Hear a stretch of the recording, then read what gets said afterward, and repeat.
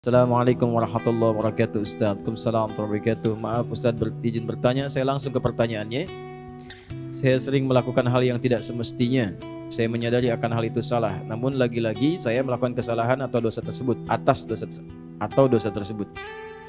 Terlebih susah dalam mengendalikan syahwat dikarenakan pengalaman buruk yang pernah saya alami di waktu sebelumnya. Apakah saya masih diberikan kesempatan untuk memperbaiki semuanya Ustaz? Quran surah keempat An-Nisa di ayat yang ke-17. A'udzubillahi minasyaitonirrajim. Bismillahirrahmanirrahim. Innamat taubatu 'ala Allahi lilladzina ya'maluna as-su'a bijahalatin tsumma yatubuna min qarib.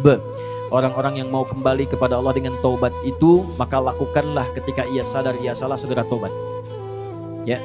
Jadi taubat itu jangan ketika Anda kerjakan, misalnya terjadi lagi Anda simpulkan gak diterima. Jangan begitu. Maksudnya terus tobati sampai di titik Anda menyesali itu. Jangan berhenti. Ya, makanya disebutnya dengan tawab. Allahnya menerima tawab, hambanya menghadap tawab. Jamaknya tawabin. Nah, orang yang terus begitu dicintai oleh Allah. Dalilnya mana? Quran surah kedua Al-Baqarah di ayat ke-222. 222. Kan? Innallaha yuhibbut tawwabina. Innallaha yuhibbut tawabin. Allah sangat mencintai orang-orang yang terus bertobat. Salah, tobatin lagi. Salah, tobatin lagi. Salah, tobatin lagi. Sampai kita merasakan titik jenuh dalam bermaksiat dan kembali kepada tobat. Nah, bagaimana mendorong supaya kuat pengaruh tobatnya? Satu, kata para ulama mengatakan, ketika Anda terdorong berbuat maksiat karena dorongan syahwat itu, bayangkan saat itu diwafatkan oleh Allah. Itu cara menghentikannya. Ya. Ada dorongan syahwat nih.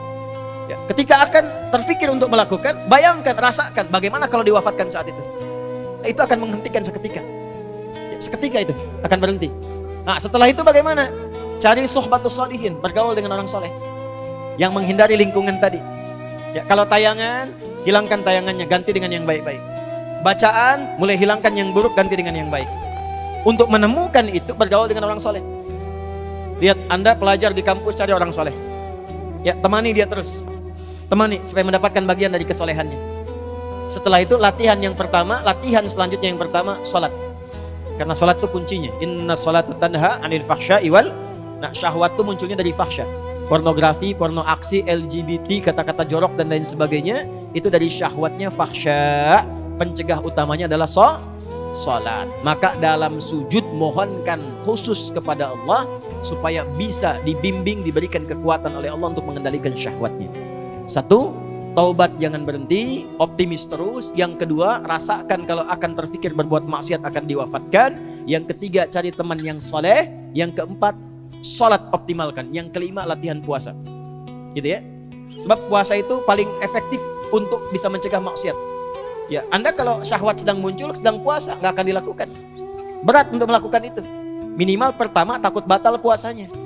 Takut batal, kesananya lagi, itu akan terbiasa. Ya, akan terbiasa. Ya, yang biasa buka juga kalau puasa kan memang setengah-setengah dulu. Ya, kan dulu pernah saya waktu di Kalimantan ada cerita dari Sumedang. Preman tobat, pensiun. Kemudian dia puasa. Ya, begitu dia lewat, lihat rumah makan tuh. Rumah makan kok buka. Wah, jiwanya muncul lagi, datang ke situ gebrak. Pak, apa nggak tahu ini waktunya puasa? Jangan begini dong, tutup katanya. Tutup. Jangan kelihatan orang, tutup. Begitu ditutup, udah selesai. Es teh manis satu, Pak. Rupanya dia cuma sanggup sampai siang.